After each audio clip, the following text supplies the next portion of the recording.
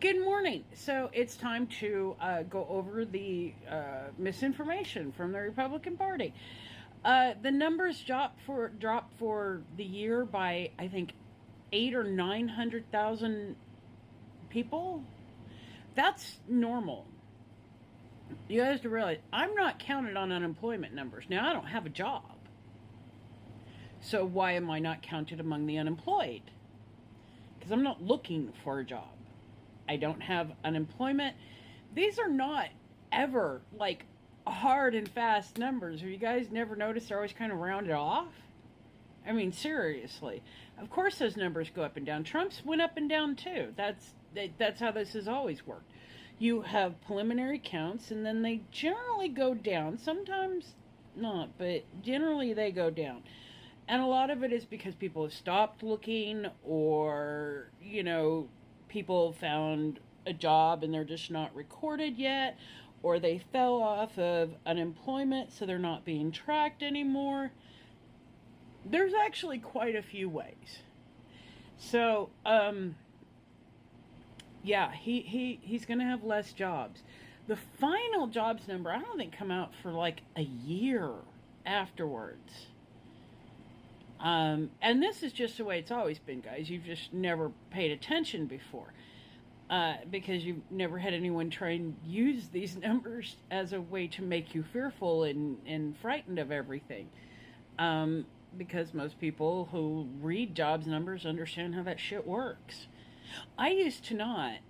I'd like to go back to not, but I'm not allowed to anymore because I have to do debunks in the morning with Trump. I don't know, I have to come up with a better name for that. But you ever just have a weird hair that won't go where it's supposed to?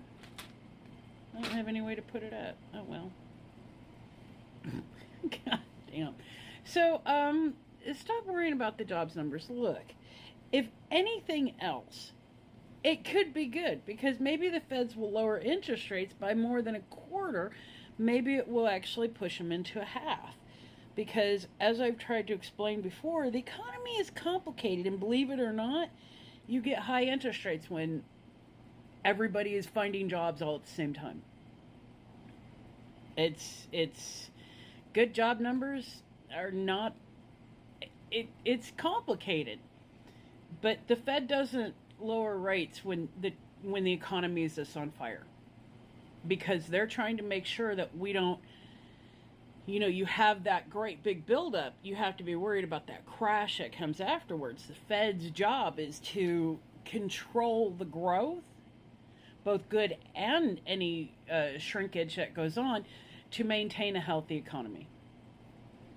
So don't worry about the job numbers. It should actually help the Feds lower rates, which would be very nice.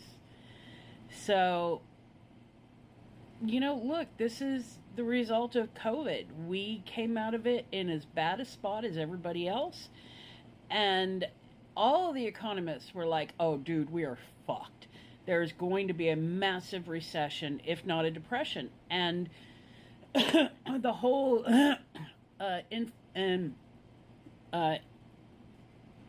Interest Reduction Act, whatever that actually was called, the ideal was to get us into a soft landing so that we didn't go into a depression and just, skim the recession. And what it did is we actually never even went into a recession.